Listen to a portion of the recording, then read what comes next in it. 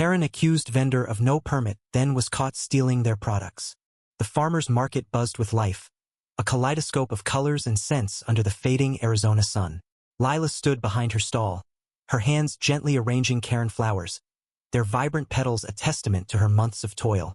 At 22, she was a newcomer to the market, her family's small farm her only legacy after her father's passing. The flowers, rare and delicate, were her pride, each bloom a story of resilience. She smiled at a passing child, offering a free petal, her eyes bright with hope despite the weight of her struggles. Across the market, Karen strode with purpose. Her designer sunglasses perched atop her blonde bun. She clutched a reusable tote bag, her lips pursed in a familiar scowl. Karen was a regular, known for her complaints wrong change, bruised apples, or suspicious vendors. Today, her gaze locked on Lila's stall. The flowers were too perfect, the girl too young. Something Karen decided was amiss. You! Karen's voice cut through the market's hum, sharp as a blade. Lila froze, her smile fading. Do you even have a permit for this stall?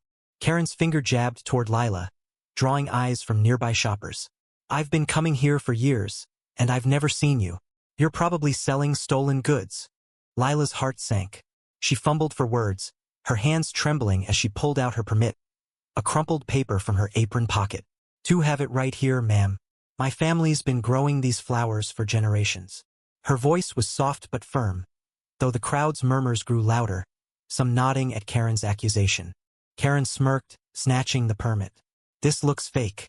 I'm reporting you to the market board. She turned to the crowd, rallying their attention. People like her sneak in, cheat honest vendors, and ruin our community. A few shoppers muttered agreement, their trust swayed by Karen's confidence. Lila's cheeks burned, her eyes stinging with unshed tears. She'd worked tirelessly to earn her spot, and now it was unraveling. But then, a voice broke through. Karen, enough. It was Tom, an older vendor from the honey stall nearby, his weathered face stern. He'd known Lila's father and had watched her grow up. That girl's permit is real.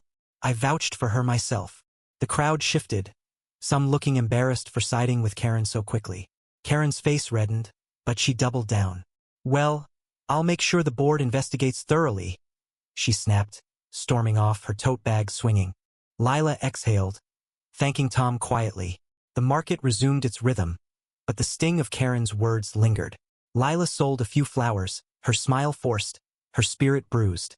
As dusk settled, she began packing up, her hands moving mechanically. That's when she noticed something odd. Her stock was lighter than it should be.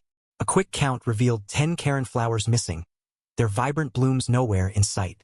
Her stomach twisted. Theft wasn't common here, but she couldn't afford the loss. She scanned the thinning crowd, her eyes landing on Karen, lingering near a fruit stall, her tote bag bulging unnaturally. Lila's heart raced. Could it be?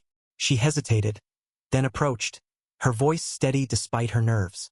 Excuse me, ma'am, can I check your bag? Some of my flowers are missing. Karen's eyes widened, her face a mask of indignation. How dare you accuse me? I'm a respected customer. But Lila, emboldened by Tom's earlier support, stood her ground. Please, just let me look. The crowd gathered again, sensing another spectacle. Karen clutched her bag tighter, her voice rising. This is harassment. I'll sue. Tom stepped forward, his presence calming the tension. Karen, if you've got nothing to hide, show her. The crowd murmured agreement, their earlier trust in Karen wavering. With a huff, Karen thrust her bag forward, muttering about ridiculous accusations. Lila's hands shook as she opened it. There, nestled among reusable straws and a water bottle, were 10 Karen flowers, their stems snapped, petals bruised. A gasp rippled through the crowd. Karen's face drained of color. Two didn't mean to take them, she stammered. They must have fallen in. But the lie was flimsy, and the crowd's judgment was swift. You accused her of cheating and you're the thief? A woman called out. Others nodded, their whispers turning to outrage. Lila stared at the flowers, her father's voice echoing in her mind. Honesty is our root, Lila. Never let it wither. She could press charges, ruin Karen's reputation, but something held her back.